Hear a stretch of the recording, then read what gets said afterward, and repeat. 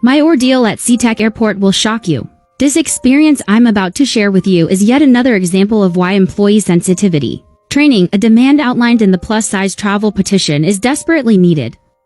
I'm a plus-size wheelchair user, and on a recent flight to the SeaTac Airport, I requested wheelchair assistance, as I always do.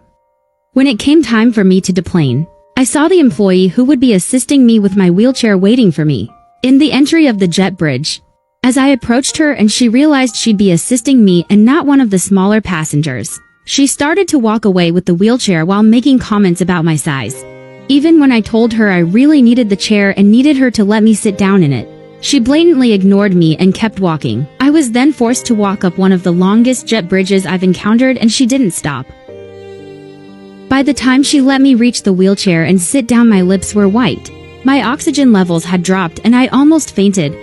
I bet she didn't even have the strength to push you. This was my first time flying without oxygen. This woman just assumed I could walk and would rather me do that, instead of her having to push someone my size up the jet bridge.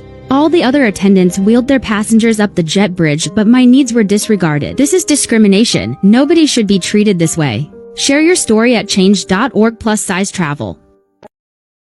Imagine a world where you don't have to work since the society feeds you. There are no consequences and you can do whatever you want. People adore you, you just wish something, and people around you rush to make it a reality. There are sponsors all around supporting your life choices and agenda. But what if all this comes with the price of health? Many companies have a weight limit you can push or carry which she looks to exceed. You people expect an airline employee push a 600-pound woman?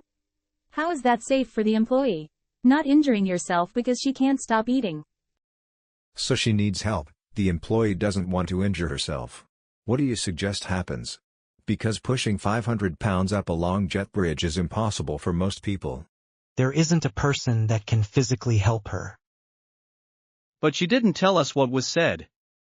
If the lady said, "I'm sorry, I can't help you, you are too heavy for me to push," do you realize she'd categorize this the same? Why didn't she say what was said? I mean, if people did this through her life, maybe she wouldn't be in this problem. Or the chair might not have even been able to carry someone at that weight. Thank God you survived. What is your plan if there is an emergency evacuation? The only emergency is that the plane can't take off. Her species are natural swimmers. She has her own life jacket. First, I don't think tall people should have to pay extra for seats that accommodate them either. There's a difference between paying for extra legroom solely for comfort and needing it to be safe and fly with dignity. Thank you for caring for tall people. Why is it that when average-sized people bring up airplane seats being too small, it's valid, but when plus-sized people bring it up, they're the villain? Explain that. You ate, and ate, and ate. If you want a bigger house or car, you have to pay more. If you want larger things, you pay more.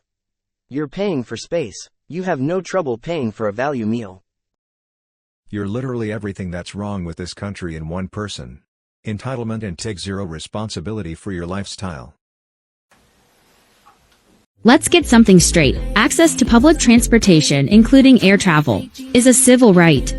That means plus-sized people do deserve to travel comfortably and without discrimination. It's not about entitlement, it's about basic human rights. Everybody should be able to fly safely and comfortably just as they are, and let's address the common misconception, my extra seats are always paid for. Doesn't mean I agree that plus-sized people should have to pay more, because I don't think we should have to pay more for the space that we physically need.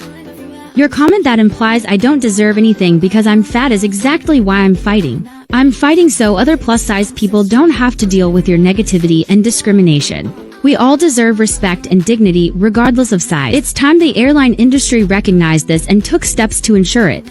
Here's a powerful reminder as we strive for a more equitable and inclusive world.